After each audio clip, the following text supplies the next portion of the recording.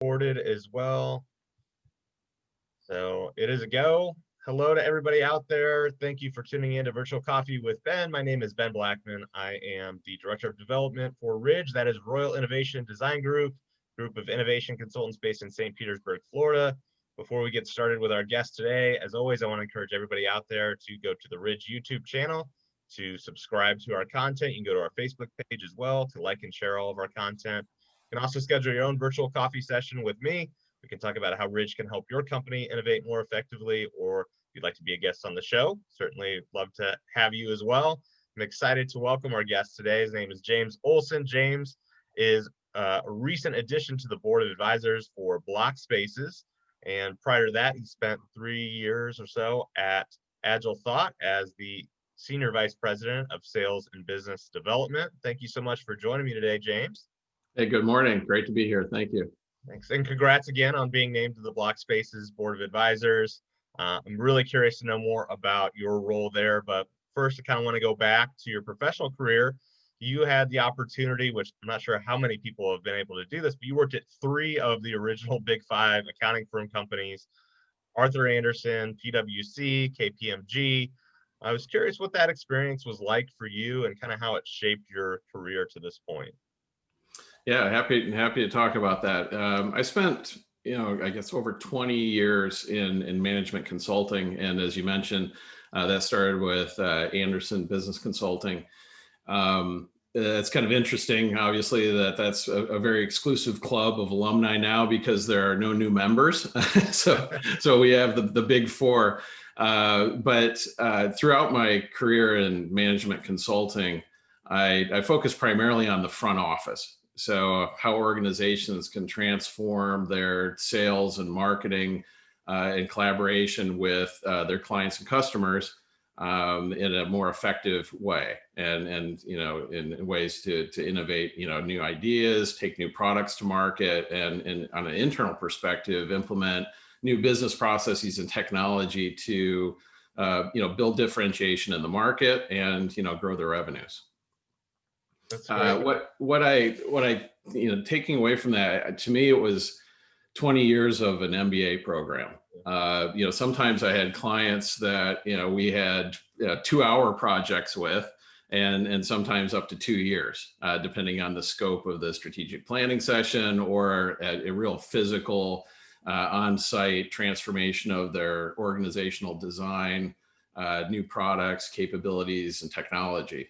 So it really was, a constant learning curve for me. Also, I think kind of unique to my experience there is I worked in multiple industries. So, oftentimes people will, focus on, one big industry and grow their knowledge base and their client relationships in that area, which, makes perfect sense. But in the areas that I worked in, the problems to be solved with customer experience and how companies operate to fulfill what the customers ideally want really cross the lines of industry. So I worked with big pharma, global hotel chains, cruise lines, automotive manufacturers, large retail, et cetera, banks and insurance companies for sure. So it was interesting for me to not only kind of understand their business problem unique to them and their industry, but also then to leverage the learnings of other industries that might have been, had their foot forward in the transformation process. So if you look at, what the advances in banking and insurance have been over the last couple of years, which has been tremendous. A lot of that were discussions we had years ago about, what's retail done to engage with clients and leverage their data. And how do we, best build that communication between the two. So for me, that was exciting. And also, I was in the kind of a constant innovation state because you obviously want to deliver a great solution for your client. But through that process, there were a number of transformations in technology. So, I hate to date myself, but going back into, knowledge management, for example, Yeah. We shared data on CD-ROMs, right? That was, so if you fast forward that to how people are engaging, on an immediate basis with their phones every day, just that one example is a massive transformation that I've experienced. Absolutely. Well, after your time at KPMG, you decided to move to Tampa. And as I mentioned earlier in the introduction, you spent the last 3 years or so at AgileThought. You're the SVP of Sales and Business Development. For those that aren't familiar with AgileThought, it's a full service digital transformation and customer software consulting firm in the Tampa area. Can you provide our viewers a sense of just how important digital transformation is in terms of accelerating innovation and what approach you took with your clients specifically?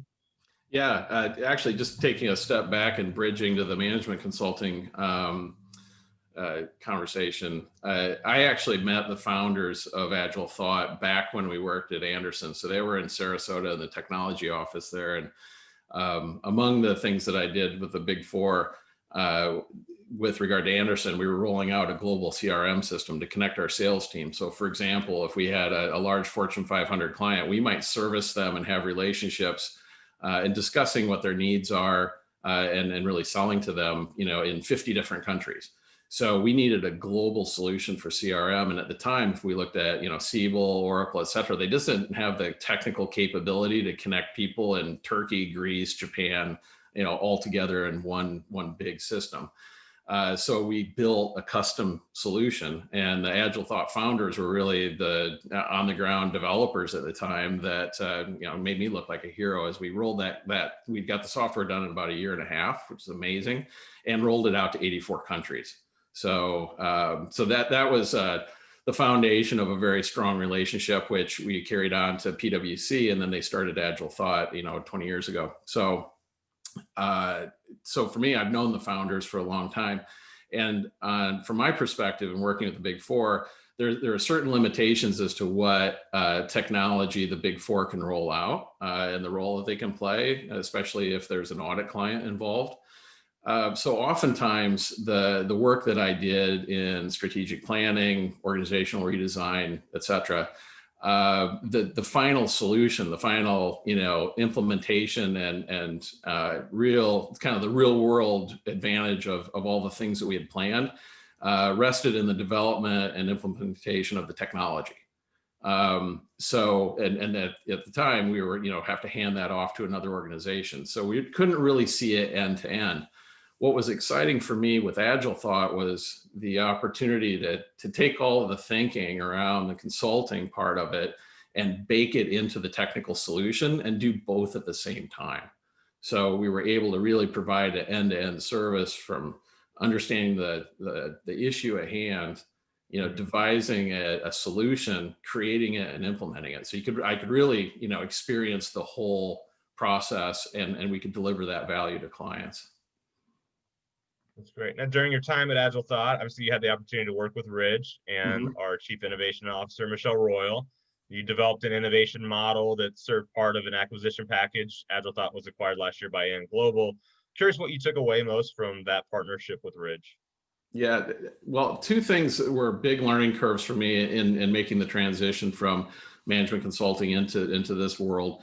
And one was with Agile, right? So the foundation on which AgileThought builds the software, that approach really would, streamline the whole solution process and delivery, from, just to benchmark my last project, we spent 18 months looking at a global insurer's multiple systems that they wanted to harmonize. So with each system, they had obviously different business processes and business rules and data, and we analyzed it and created all these maps and tried to figure out, the perfect solution.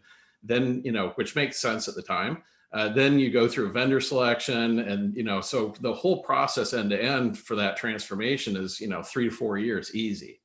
With an agile approach, really, you don't have to figure out everything on day one and then make a technical decision. You can do it in parallel, which really shortens things down, considerably. That within almost a couple of months, you've got working software towards a solution that normally would take a couple of years to even get to. Alongside that, working with Ridge, that of course I facilitated strategic planning sessions, et cetera, with my former clients.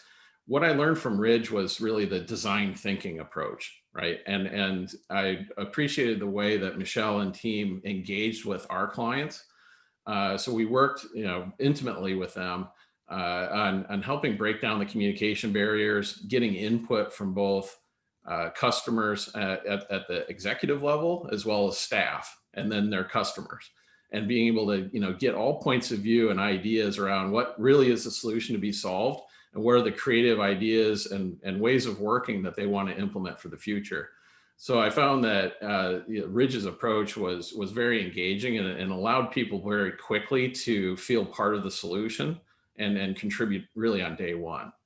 And that was a core piece of the end-to-end studio model that we implemented. So when I first joined AgileThought 4 years ago, I came in as a kind of heading up the product management. And from that perspective, it was building on the build capability, of course, the high-end development, software development that the company had, and the agile consulting part of the business.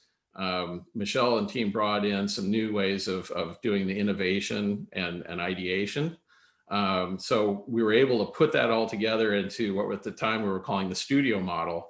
And we were able to execute that with a global client of ours, where we built a studio, and at any point in time, they had probably 150 to 200 of their executives and staff members to work directly with our development teams in parallel. And we had about 20 teams working at a scaled agile approach, which is amazing, right? Because every 2 weeks you have new demoed software. So the pace at which we could innovate and see the benefits of that really was realized after we were able to kind of stitch together the whole studio process from end to deployment. So I think Ridge was pretty critical to that, and certainly it's a relationship that continues on till today.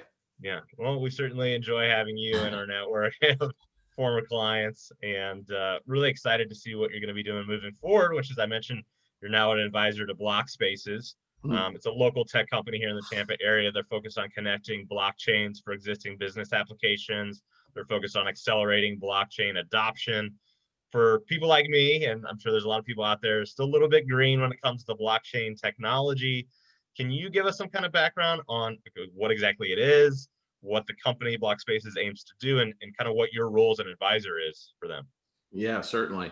Blockchain is very interesting. And again, if you don't know about blockchain, or you've kind of heard about it, just typing that into a search is you'll get a wealth of information.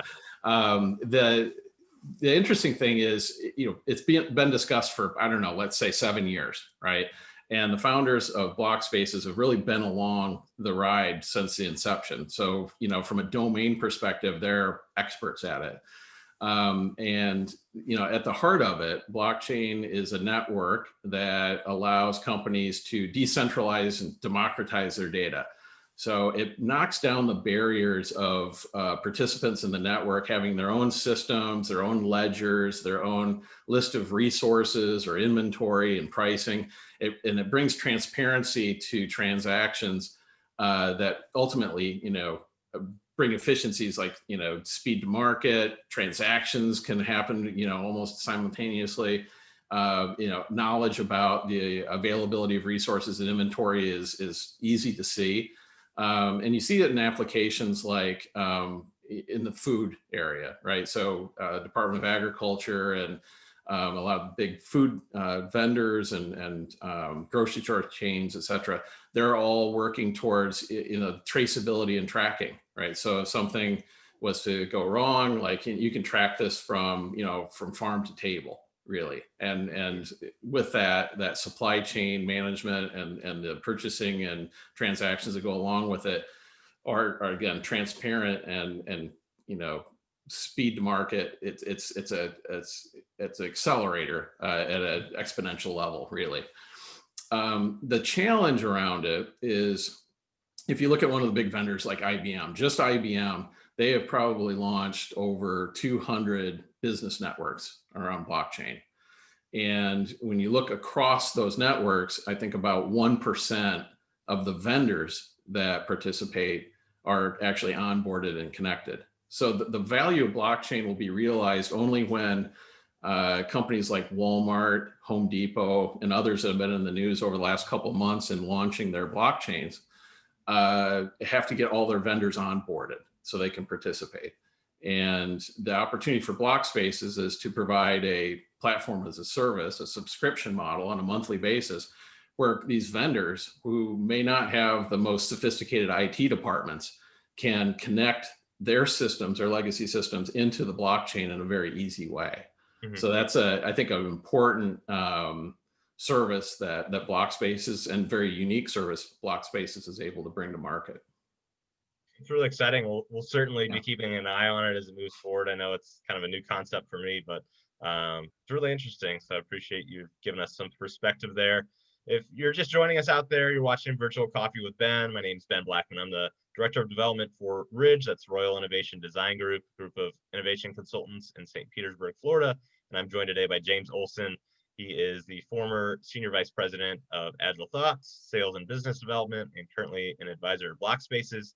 Again, if you like what you're hearing, you want more content around Ridge, you go to our YouTube channel and subscribe. You can go to our Facebook page to like and share all of our content. James, as someone who's worked at all the big consulting firms and tech companies, you're always kind of looking at trends. I'm curious at what your outlook is for 2021. I know there's a lot of uncertainty out there, especially with the pandemic, but are there any particular trends that you're focused on?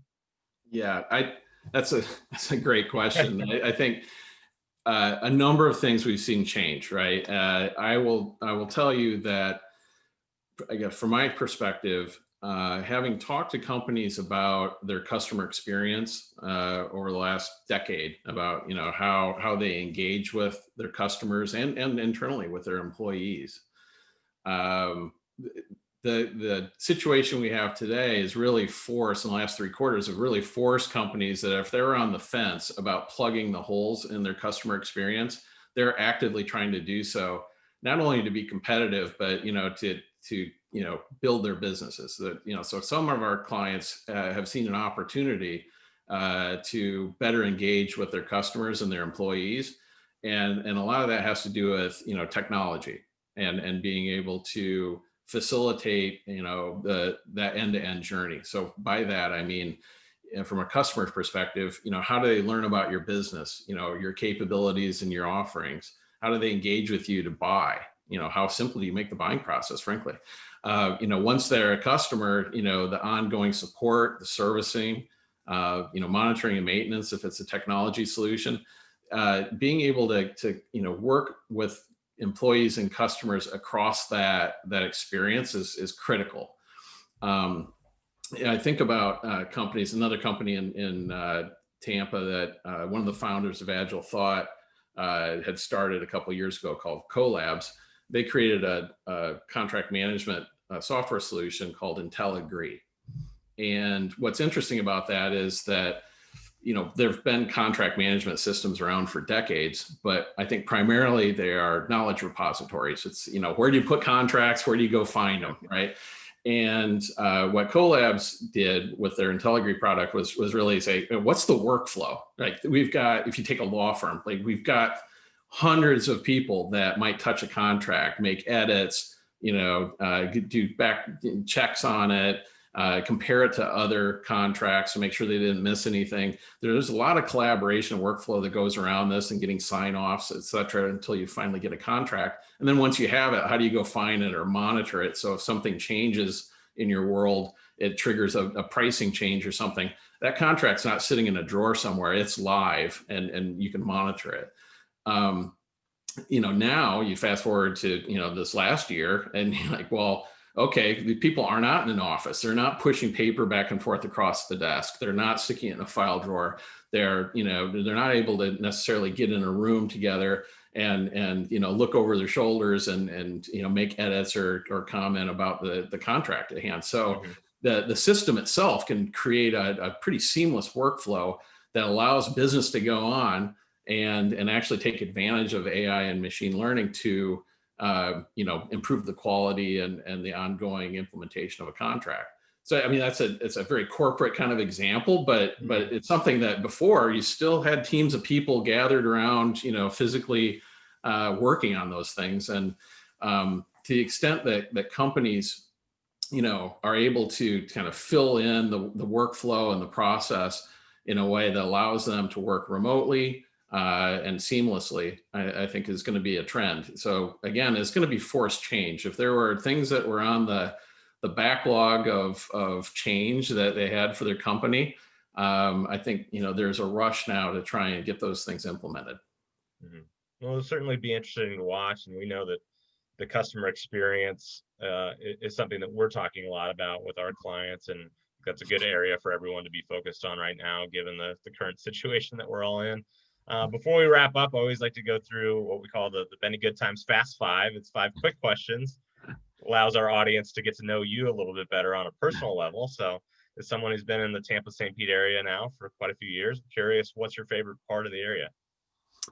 Uh, what I like most about Tampa and St. Pete area is I think the pace of change that we're seeing, the developments that are going on is, and the companies that are moving in is becoming a much more, I've been here for well over 10 years.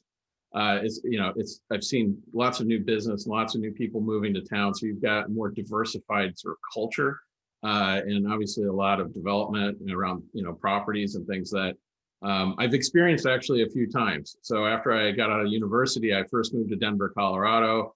Then I moved to Washington, D.C., and I moved to Chicago before coming to Tampa. And during my time in each of those great cities, I've seen pretty massive transformation of their downtown areas, the rejuvenation of warehouse districts and the lofts and art studios. I'm just seeing Tampa now doing the same thing. And so kind of reflecting back on all the positive things that have happened in my experience in those other cities, Tampa's the place to be now, because that's what we're going through and there's a lot of opportunities. Yeah. Now, we love our city, of course, but if you had opportunity to travel anywhere in the world, I'm giving you a free ticket to go anywhere.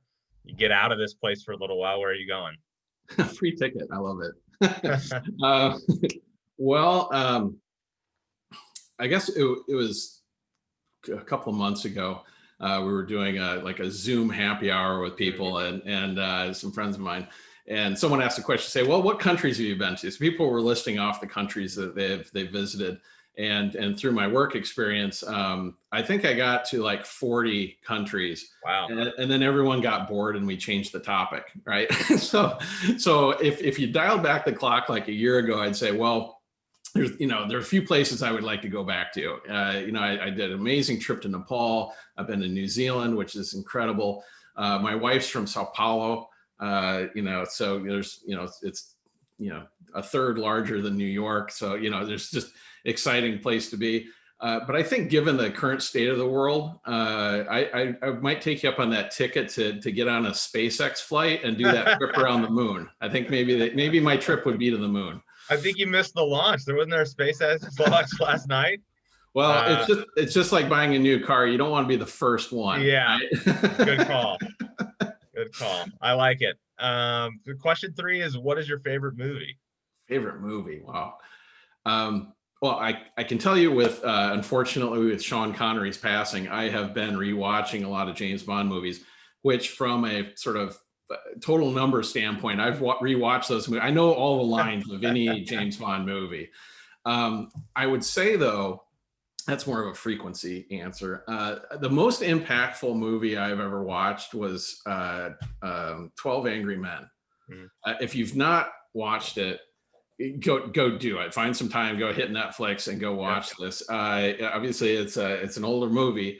It's shot in one room with 12 people, jurors, deliberating the outcome of a case. And I can't give it away, but I'll tell you, the insight and the dynamics to how people communicate, cultural issues, how you influence others. It's kind of like watching a poker game play out with no cards. It's so if you haven't seen 12 Angry Men, I would say that one, I don't watch it every year, but it is something that I've always I've thought about. It really has kind of impacted me. Yeah, great recommendation. I actually revisited it during quarantine, believe it or not. And you're right. It is like watching a poker game, and it's remarkably relevant, even though it's like 60 years old or more.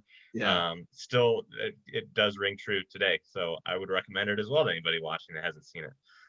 Question 4. So if I'm shoving you on the stage, it's a talent show. You got to perform. You got to do something. What would you do? Do you have any secret talents? You have a broad definition of talent, I hope. Yeah, I don't know. Take it wherever you want. I don't know. Interpretive dance. Okay. I'm not a good dancer. I don't know what the topic would be, but I promise you I'd go for it. I would love to see that. I kind of need to make this happen now, but that sounds great. I always ask too, who's your biggest hero or inspiration in your life and why?